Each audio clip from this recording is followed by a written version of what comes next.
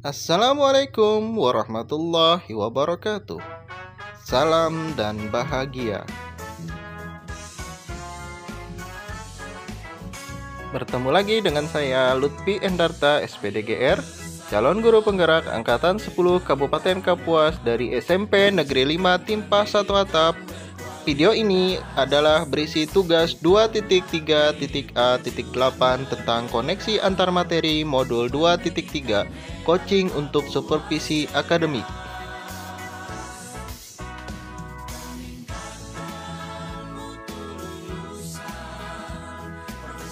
Konsep coaching secara umum. Coaching didefinisikan sebagai sebuah proses kolaborasi yang berfokus pada solusi, berorientasi pada hasil dan sistematis, di mana coach memfasilitasi peningkatan atas performa kerja, pengalaman hidup, pembelajaran diri, dan pertumbuhan pribadi dari coach. Grant 1999. Coaching sebagai kunci pembuka potensi seorang untuk orang memaksimalkan kinerjanya.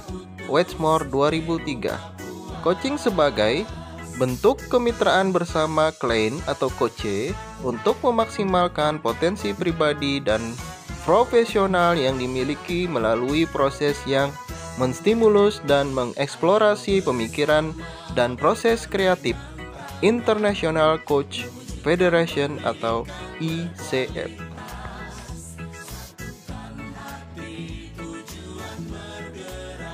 Coaching dalam konteks pendidikan. Tujuan pendidikan itu menuntun tumbuhnya dan hidupnya kekuatan kodrat anak sehingga dapat memperbaiki lakunya. Keterampilan coaching perlu dimiliki para pendidik untuk menuntun segala kekuatan kodrat atau potensi agar mencapai keselamatan dan kebahagiaan sebagai manusia maupun anggota masyarakat. Proses coaching sebagai komunikasi pembelajaran antara guru dan murid. Murid diberikan ruang kebebasan untuk menemukan kekuatan dirinya dan peran pendidik sebagai pamong dalam memberi tuntunan dan memberdayakan potensi yang ada agar murid tidak kehilangan arah dan menemukan kekuatan dirinya tanpa membahayakan dirinya. Paradigma berpikir coaching.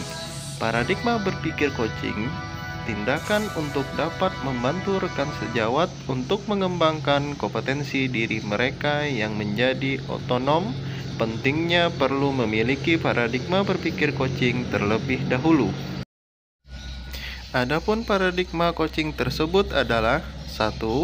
Fokus pada coach atau rekan yang ingin dikembangkan. 2. Bersikap terbuka dan ingin tahu. 3. Memiliki kesadaran diri yang kuat. 4. Mampu melihat peluang baru dan masa depan. Prinsip coaching. 1. Kemitraan adalah posisi coach terhadap coachnya adalah mitra. Itu berarti secara dalam coaching tidak ada yang lebih tinggi maupun lebih rendah. Coach adalah sumber belajar bagi dirinya sendiri. Coach merupakan rekan berpikir bagi coachnya dalam membentuk coach belajar dari dirinya sendiri. 2. Proses kreatif adalah dilakukan melalui percakapan yang dua arah, memicu proses berpikir coach, memetakan dan menggali situasi coach untuk menghasilkan ide-ide baru.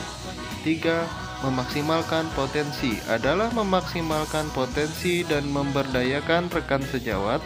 Percakapan perlu diakhiri dengan suatu rencana tindak lanjut yang diputuskan oleh rekan yang dikembangkan. Kompetensi inti coaching. 1. Mengajukan pertanyaan berbobot adalah pengajuan pertanyaan dengan tujuan tertentu atau pertanyaan berbobot. Pertanyaan yang diajukan seorang coach diharapkan menggugah orang untuk berpikir dan dapat menstimulus pemikiran coach, memunculkan hal-hal yang mungkin belum terpikirkan sebelumnya, mengungkapkan emosi atau nilai dalam diri dan yang dapat mendorong coach untuk membuat sebuah aksi bagi pengembangan diri dan kompetensi. 2. Mendengarkan dengan aktif adalah kemampuan untuk fokus pada apa yang dikatakan oleh lawan bicara dan memahami keseluruhan makna yang tidak terucap. 3. Kehadiran penuh atau presence adalah kemampuan untuk bisa hadir utuh pada coach atau di dalam coaching disebut sebagai coaching presence, sehingga badan, pikiran, hati selaras saat sedang melakukan percakapan coaching. Kehadiran penuh ini adalah bagian dari kesadaran diri yang akan membantu munculnya paradigma berpikir dan kompetensi lain saat kita melakukan percakapan coaching. Alur percakapan Tirta. Tirta berarti air. Air mengalir dari hulu ke hilir. Jika kita ibaratkan murid kita adalah air, maka biarlah ia merdeka, mengalir lepas hingga ke hilir potensinya. Sebagai seorang coach, salah satu peran terpenting adalah membantu coach. Tirta terdiri dari T, tujuan awal di mana kedua pihak coach dan coach menyepakati tujuan pembicaraan yang akan berlangsung. I, idealnya tujuan ini datang dari coach.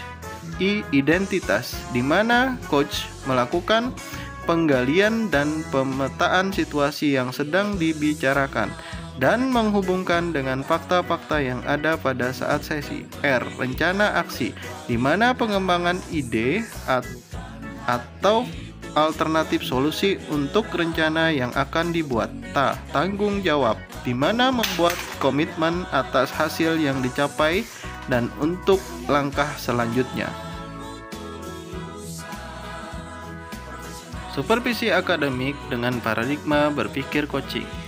Dalam pelaksanaannya ada dua paradigma utama dalam menjalankan proses supervisi akademik yang memberdayakan, yakni paradigma pengembangan kompetensi yang berkelanjutan dan optimalisasi potensi setiap individu. Prinsip supervisi akademik dengan paradigma berpikir coaching meliputi kemitraan, proses kolaboratif antara supervisor dan guru, konstruktif, bertujuan mengembangkan kompetensi individu, terencana, reflektif, objektif, informasi diambil berdasarkan sasaran yang sudah disepakati, berkesinambungan, komprehensif, mencakup tujuan dari proses supervisi akademik.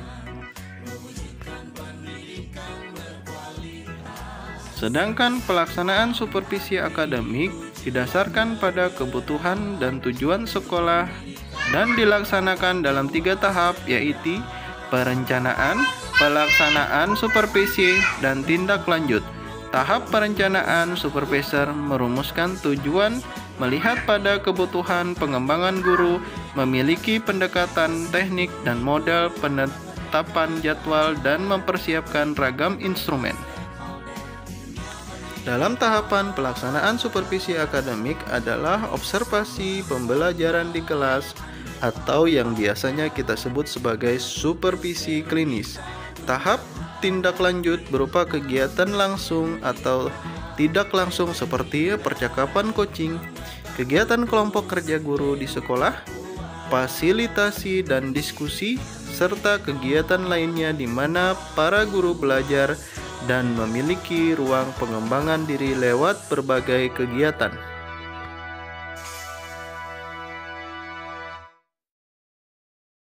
Pemikiran reflektif terkait pengalaman belajar. Emosi yang dirasakan adalah termotivasi untuk lebih giat belajar, mendapatkan pemahaman yang lebih baik tentang coaching untuk supervisi akademik, dan semakin banyak melakukan praktik coaching, maka akan semakin terasa kemampuan kita sebagai coach untuk hadir penuh presence, mendengarkan aktif, dan mengajukan pertanyaan berbobot. Terdapat tantangan untuk menerapkan praktik coaching secara berkelanjutan dengan murid atau rekan sejawat agar mendapatkan keterampilan coaching untuk supervisi akademik. Hal yang sudah baik adalah memperoleh pengalaman dan pencerahan tentang materi coaching untuk supervisi akademik dan sudah mempraktikkannya.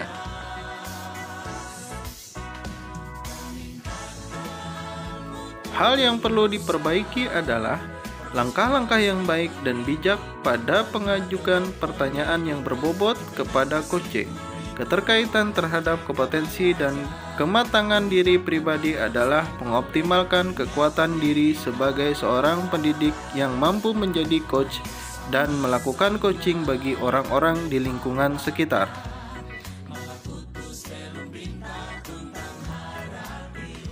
Keterkaitan modul 2.1 tentang pembelajaran berdiferensiasi dan modul 2.2 tentang pembelajaran sosial emosional PSE jika dihubungkan dengan materi coaching, maka pembelajaran berdiferensiasi di mana guru harus berusaha semaksimal mungkin untuk memahami kebutuhan belajar siswa yang terdiri dari kesiapan belajar, minat belajar, dan profil belajar siswa.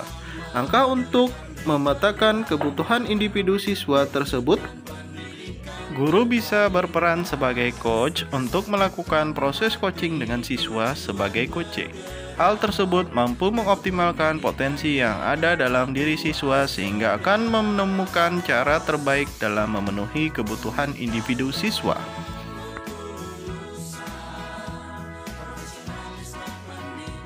Pembelajaran sosial emosional atau PSE yang harus dilakukan secara kolaboratif oleh seluruh komunitas sekolah untuk menumbuhkan kompetensi tentang kesadaran diri, manajemen diri, kesadaran sosial, keterampilan berelasi, dan pengambilan keputusan yang bertanggung jawab pada diri siswa. Proses coaching sejalan dengan PSE karena kompetensi sosial emosional tersebut dapat ditetapkan oleh guru dalam proses coaching kepada siswa. Keterkaitan keterampilan coaching dengan pengembangan kompetensi sebagai pemimpin pembelajaran. Jika keterampilan coaching sudah meningkat, maka pengembangan kompetensi guru sebagai pemimpin pembelajaran akan meningkat pula. Percakapan-percakapan coaching membantu para guru berpikir lebih dalam atau metakognisi dalam menggali potensi yang ada dalam diri dan komunitas sekolahnya sekaligus menghadirkan motivasi internal sebagai individu pembelajar yang berkelanjutan yang akan diwujud nyatakan dalam buah pikiran dan aksi nyata demi tercapainya kualitas pembelajaran yang berpihak pada murid. Demikian video koneksi antar materi modul 2.3 yang dapat saya sampaikan. Semoga menginspirasi. Assalamualaikum warahmatullahi wabarakatuh. Salam guru penggerak, tergerak, bergerak, menggerakkan. Terima kasih.